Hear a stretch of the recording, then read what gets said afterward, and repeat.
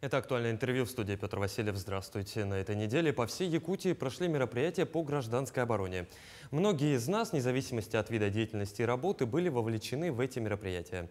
Сегодня мы поговорим о том, что такое гражданская оборона в целом и что необходимо нам знать об этом.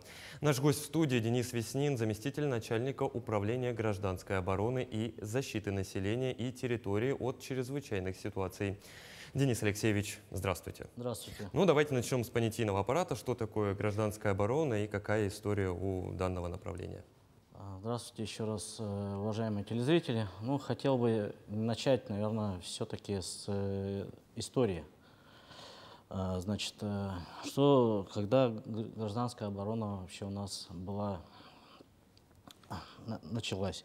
4 октября 1932 года постановлением правительства была создана общесоюзная система местной противовоздушной обороны СССР, так называемая МПВО, и утверждено положение о ней.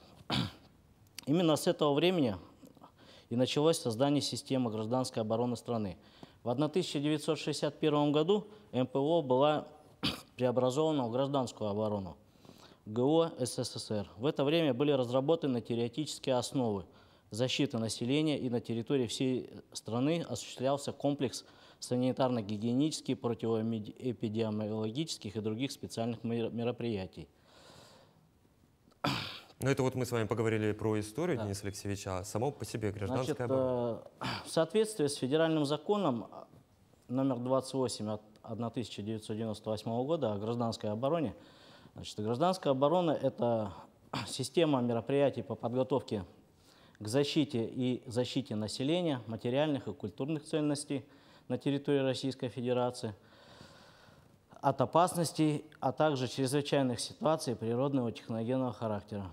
Организация ведения гражданской обороны является одним из новейших, важнейших функций государства, составной частью оборонного строительства, обеспечения безопасности страны. Подготовка государства и ведение гражданской обороны осуществляется заблаговременно, в мирное время, с учетом развития вооружения, военной техники, средств защиты населения от опасностей, возникающих при военных конфликтах и вследствие этих конфликтов, а также чрезвычайных ситуациях природного и техногенного характера. Ведение гражданской обороны на территории Российской Федерации или в ее отдельных местностях начинается с момента введения в действие президентом Российской Федерации плана гражданской обороны и защиты населения Российской Федерации. Ну, то есть, простыми словами, это определенный алгоритм действий, да. Либо в период действующей угрозы, либо отработки период военных действий. Условных. Да. Ну вот, какие основные мероприятия в области гражданской обороны у нас проводятся в регионе?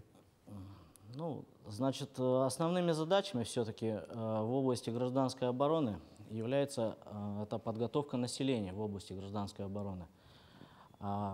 Эти задачи в себя включают следующие мероприятия, такие как разработка с учетом особенностей муниципальных образований и на основе примерных документов их соответствующих программ, утвержденных органами исполнительной власти соответствующего субъекта, примерных программ по подготовке населения, работающего, а также неработающего, должностных лиц, работников по гражданской обороне, личного состава определенных формирований и служб муниципальных образований. Также это в себя включает мероприятия организацию и подготовку населения муниципальных образований способом защиты от опасностей, возникающих при военных конфликтах или вследствие этих конфликтов. Также возникновение чрезвычайных ситуаций природного техногенного характера. Также к мероприятиям по подготовке населения в области гражданской обороны можно отнести подготовку личного состава формирования служб муниципальных образований. Все службы, которые у нас имеются на вооружении муниципального образования, это службы ЖКХ, службы энергоснабжения, службы медицинского обеспечения. Их насчитывается до 15 служб, по крайней мере, по Республике Якутия. Они выполняют каждая определенно свои задачи. Организационно-методическое руководство и контроль за подготовкой работников данных формирований находится в руках руководителей данных организаций. Денис Алексеевич, ну вот 3 октября у нас по всей стране проводились масштабные учения по гражданской обороне. Якутия также присоединилась. Вот какие мероприятия у нас проходили в день всероссийских учений штабных? 3 октября у нас в рамках подготовки к проведению Дня гражданской обороны, который, как ранее сказал, 4 октября отмечается, значит, были выполнены следующие мероприятия. Это проведены были учения на предприятиях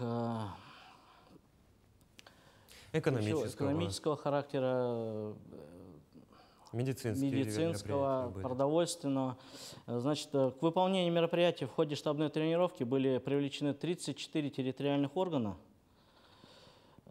исполнительной власти, 28 органов государственной власти республики, в 34 муниципальных районах и 2 городских округах. Силы гражданской обороны привлекали в себе 24 организации, отнесенных по категориям гражданской обороны. В ходе штабной тренировки выполнены были следующие мероприятия. Значит, в администрации главы Республики Саха-Якутия и правительства Республики Саха-Якутия руководителям гражданской обороны проведена постановка задач руководителям территориальных органов, федеральных органов исполнительной власти, исполнительных органов государственной власти Республики Саха-Якутия, органов местного самоуправления Республики Саха-Якутия и организаций на выполнение мероприятий гражданской обороны. Проведено уточнение состава, задач и порядка работы должностных лиц, уполномоченных на решение задач в области гражданской обороны.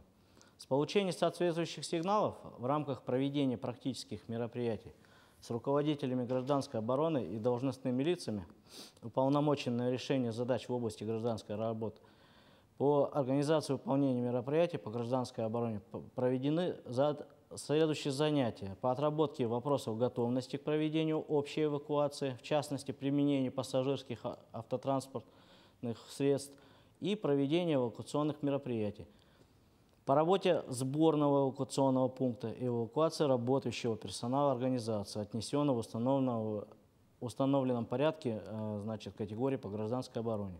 В рамках проверки актуальности реестров нештатных аварийно-спасательных формирований и нештатных формирований гражданской обороны на всей территории республики проведены смотры готовности нештатных аварийно-спасательных формирований, нештатных формирований по обеспечению выполнения мероприятий гражданской обороны, а также эвакуационных органов всех уровней. Также в рамках учений по гражданской обороне были проведены тренировки по отработке практических мероприятий, согласно вводных на таких объектах, как Национальный центр медицины на базе Республиканской больницы номер 2, Якутская птицефабрика, библиотека имени Пушкина, средняя образовательная школа номер 19, Якутская пассажирская автотранспортная компания и другие организации. Денис Алексеевич, ну вот с объектами ЖКХ, коммунального хозяйства, это понятно. Вот, допустим, были учения в медцентре. Важная часть не только как бы отработать алгоритм с работниками, но еще и вывести пациентов. Вот как там прошли учения? Несомненно. Основной задачей было убедиться в готовности районной больницы в том, чтобы все медицинские работники имели навыки в проведении эвакуации самих и тех людей, которые находятся на излечении. То есть были рассмотрены вопросы жизнеобеспечения действующего персонала, прибытие на работу руководящего состава, которые должны были организовать соответствующие мероприятия, а также действия сотрудников, которые будут выполнять задачи по эвакуации и именно в отношении мероприятий, которые у нас заключаются в охранении места, возможное предотвращение возможных террористических актов в период эвакуации. То есть была задействована полиция, Росгвардия, пожарная охрана, Значит, действия медработников были оценены положительно. Персонал знает свои непосредственные функциональные обязанности при чрезвычайной ситуации. Ну, все прошло довольно хорошо. А если брать в целом по итогам этого 4 октября, как оцениваете подготовку различных предприятий к проведению подобного формата учений? Ну, в ходе отработки практических мероприятий по гражданской обороне на территории республики, значит, все организации, в принципе, знают свои роли и знают свои действия. Значит, всего было развернуто более 70 объектов гражданской обороны, на которых были практически отработаны все вопросы укрытия населения, выдача средств индивидуальной защиты, радиационной, химической, биологической защиты. Также в 8 безопасных районах были развинуты промежуточные эвакуационные пункты и приемные эвакуационные пункты тоже, как бы сказал. Проведена оценка готовности учреждений Якутской территориальной подсети системы наблюдения лабораторного контроля гражданской обороны. И оценивается как готовы по предназначению. Что касается комплексной проверки системы оповещения, которая проводилась 4 октября, значит, она оценивается как готова к выполнению по предназначению. Ну, сейчас сделаны соответствующие выводы, подготовлен анализ, будет анализ направлен в центральный аппарат МЧС, где будут выданы соответствующие оценки. Денис Алексеевич, в заключение, что вы можете порекомендовать жителям республики в рамках гражданской обороны? Как стоит себя подготовить к возможным атакам, возможным угрозам и к грядущим учениям, если они еще будут? Я бы, допустим, жителям Республики Саха-Якутия от себя лично хотел бы порекомендовать в рамках знаний по гражданской обороне.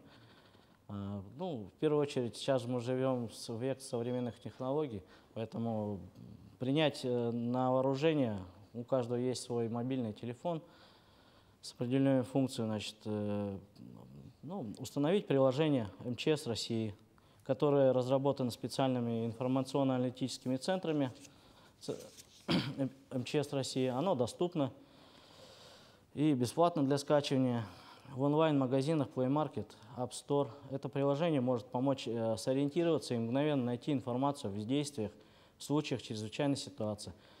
Значит, приложение содержит функцию быстрого набора телефона МЧС спасения, а также ссылку на официальный сайт МЧС. То есть, если вдруг кто-то немножко подрастеряется, не будет понимать, что происходит, окажется в каком-то определенном хаосе, значит, сотовая связь, я думаю, будет работать в любом случае. Поэтому можно зайти в приложение, посмотреть какую-то информацию, обратиться в службу поддержки по необходимости и либо позвонить сразу напрямую на телефон 112. Денис Алексеевич, в таком случае также важно сохранять трезвый рассудок и слушать советы специалистов. Слушать телевидение, радио, и система оповещения. Система оповещения. Денис Алексеевич, спасибо, что пришли к нам в студию и ответили на наши вопросы. Спасибо.